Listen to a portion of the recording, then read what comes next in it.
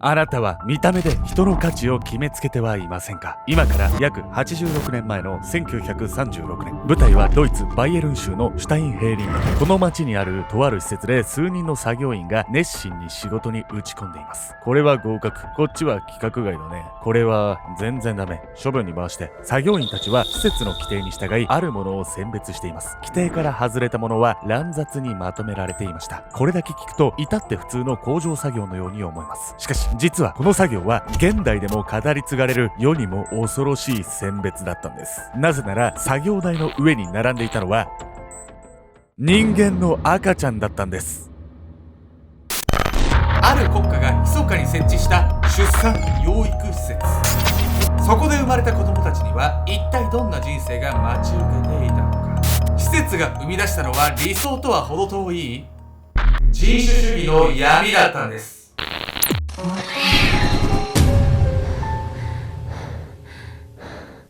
おざす。最近一人でジンギスカン焼いてるよ、ケンチです。宇宙一の黄金比を持つ女、闇闇子です。お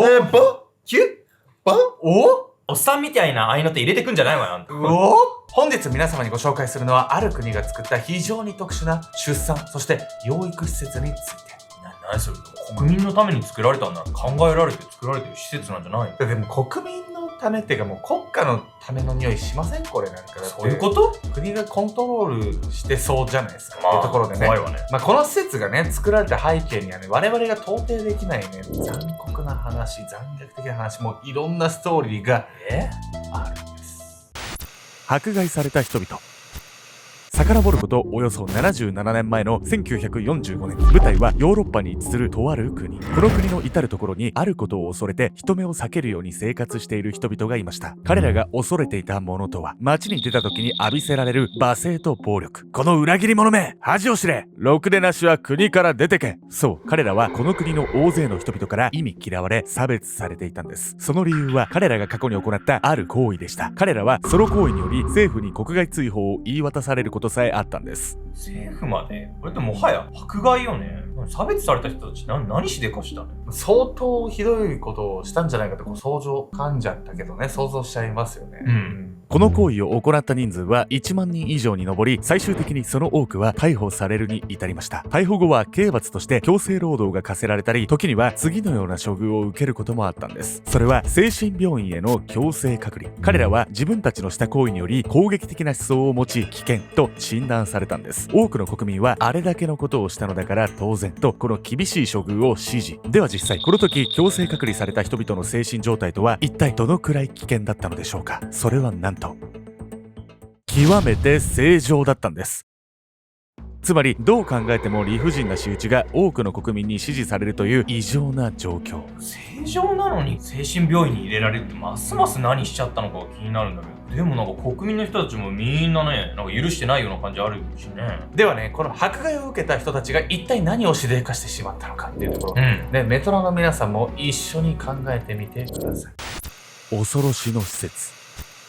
今から約86年前の1936年、舞台はドイツバイエルン州のシュタインヘーリングという町。この町のとある施設の中で数人の女性がベッドに座り祈りを捧げていました。お願いします神様。そして別室ではそこで働く作業員が何かを手際よく処理していきます。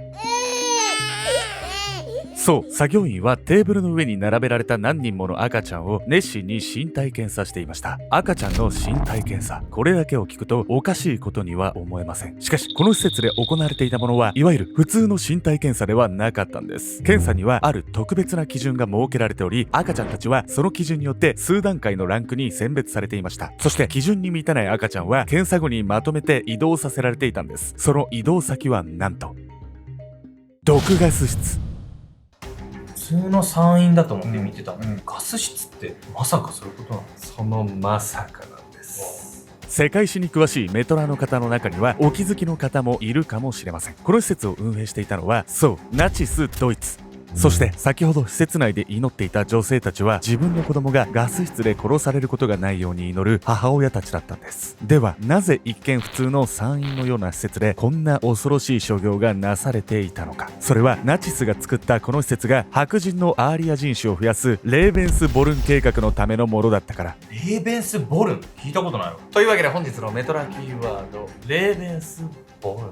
について。レーベンスボルンは1935年にナチスが作った未婚女性の出産養育を援助する福祉機関。ただこれは表向きで実際はナチスのエリート隊員の子供を増やすための機関でした。当時ドイツは第一次世界大戦で人口や出生率が著しく減少していました。そこでナチスは将来のエリート国民を確保すべく特別な産院養育施設を運営するレーベンスボルンを作ったんです。婚姻関係は必要なくエリート隊員の子供を妊娠した女性は出産までレーベンスボルンの施設で手厚く保護されました。しかしそこで出産できるのは純血アーリア人種の女性のみ。これはナチスが優生思想に基づき優秀なアーリア人種のみで作るドイツ国家を目指していたから。ナチスって言えばさ、あんまり言いたくないけどホロコーストとか虐殺とかってちょっと悲惨な歴史のイメージが強いけど、こうやって特定の人種を増やすってこともやってたのね。アルゴでもさ、昔その相模原のね殺傷事件の動画の時に、その犯人が優生思想を持ってたっていうことでも一応こう触れてるんでね、ご興味ある方はそちらも見てみてください。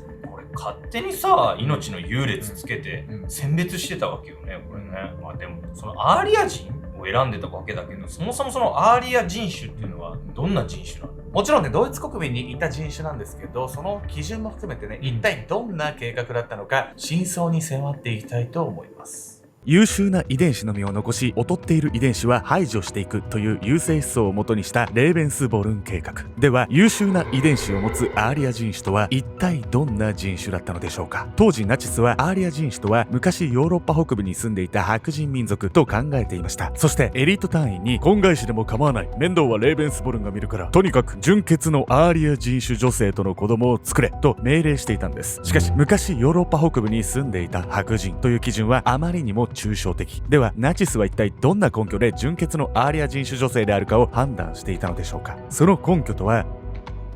主に外見。抽象的だよそれも。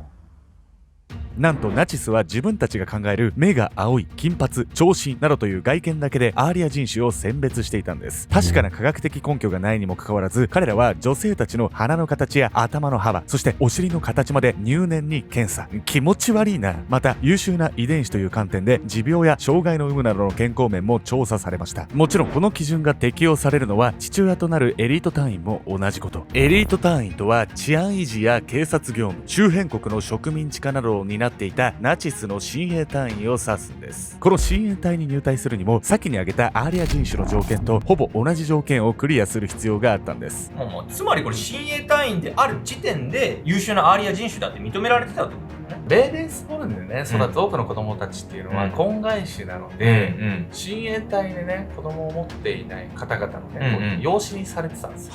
そんな子供たちもまたね、将来のエリート候補生として厳しい人種検査を受けさせられていたんです。先ほどの赤ちゃんの検査に用いられていた特別な基準とはこの人種検査の基準だったんです。純血と思われるアーリア人種同士の子供でも全員目が青く金髪とは限りません。障害を持って生まれてくる子も当然いるんです。そのため明らかに基準から外れている子供は最低ランクに選別されガス室で処理、つまり殺害されていたんです。ナチスがこの残酷な命の選択を経て最終的に作り出そうとしていた純血アーリア人種の人数は1億2000万人。ナチスはアーリア人種のみでヨーロッパに巨大なドイツ帝国を作るつもりだったんです。ナチスが決めたさ、純血のアーリア人種の基準自体もなんかこじつけな感じよ。しかも1億2000万って無理があるんじゃないの？もうね、実はですね、ナチス側もね、この計画って無謀じゃねってこう、うすうす思ってたんです。そこで取った彼らの作戦がこれまたとんでもなく無謀だったんです。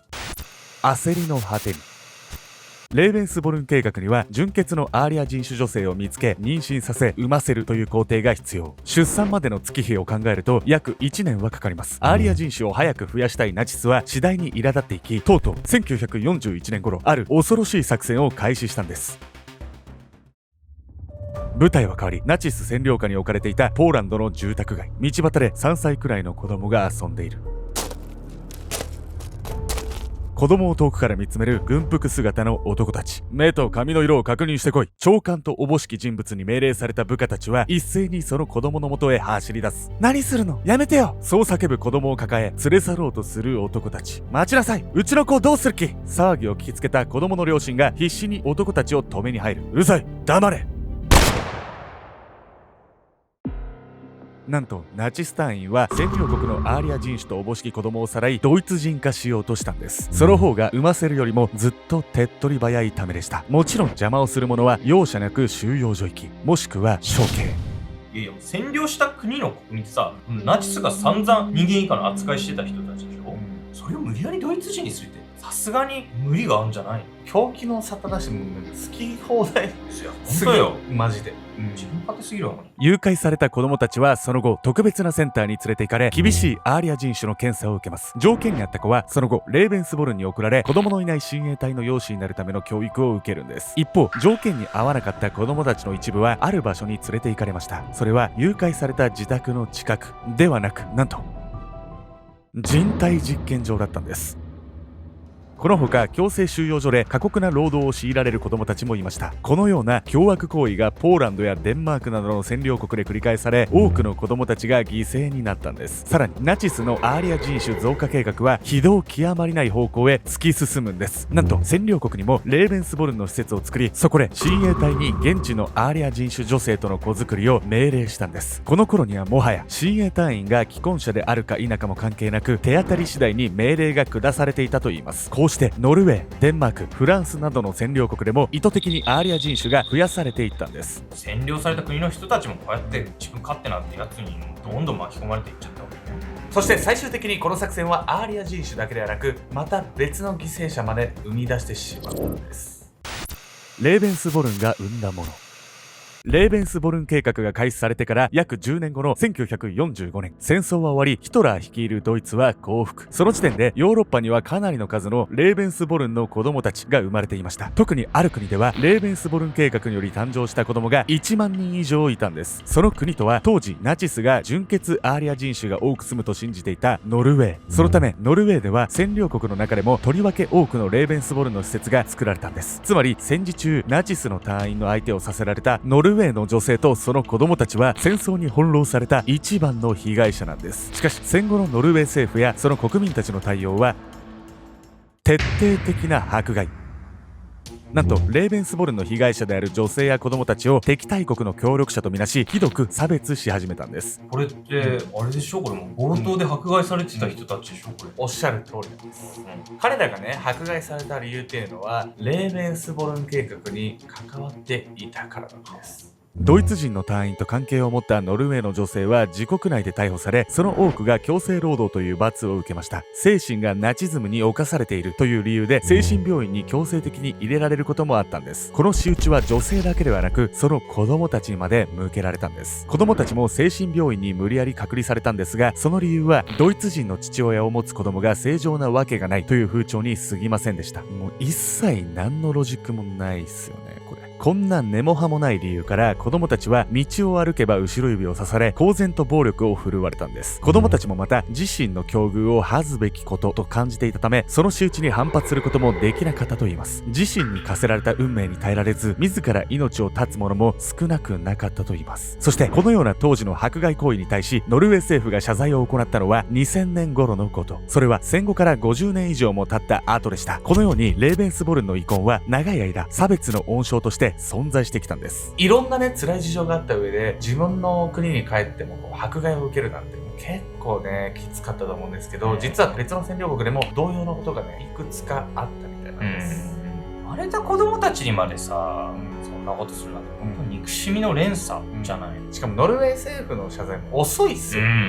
そしてこのレーベンスボルン計画が生んだ悲劇はまだあるんです。ナチスは純血なアーリア人種同士の子供は最も優秀な優生民族に育つと信じていました。つまり徹底した人種検査に合格したレーベンスボルンの子供たちは特別優秀なはず。しかし戦後施設内に取り残されていた子供を見つけたアメリカ兵は衝撃を受けました。なぜならそこにいた子供たちの発達が一般的な子供と比べて非常に遅れていたから。なんと施設内で育った子供たちはコミュニケーション能力が乏しく、言葉の発育が遅れた子が多かったんです。いつも怯えた様子で過ごし、身体能力も同年代に比べると著しく劣っていました。その原因は施設の子供たちが誕生後すぐに母親から引き離され、愛情のない厳しいエリート教育を強いられていたためと考えられています。かわいそすぎて言葉がないわよ、本当に。子供のね、教育っていうのはこう愛情とかね含めてこう環境っていうのがすごい大事じゃないですか。もうナチスはそういうのも考えてないし、人を人として扱ってないですよね。そうね。非常にこう許せない行為だと思うんですよね。戦後の1947年、この非人道的なレーベンスボルンの責任者たちはニュルンベルグ継続裁判にかけられます。レーベンスボルン計画のもとに多くの人の人生を狂わせた罪は重いはず。被害者たちは判決が下るその瞬間を待ちわびました。そしてレーベンスボルンの責任者に出された判決は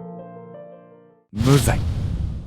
裁判所はこのレーベンスボルンを未婚女性を支援する福祉機関と結論付け、犯罪行為としては証拠不十分としたんです。この判決を招いたのには、計画が極秘だったことに加え、親衛隊が敗戦間近、計画に関する資料の大半を破棄したためと言われています。この資料の破棄は戦後レーベンスボルン施設で発見された子供たちが身元不明の孤児となる原因にもなりました。こうして生まれた多くの被害者たちは戦後も苦しめられ、生涯その傷とともに生きることを余儀なくされています。我々はこの暗い歴史を通し、多民族と認め合い共存することこそが平和と発展につながると今一度確認すべきなのかもしれません。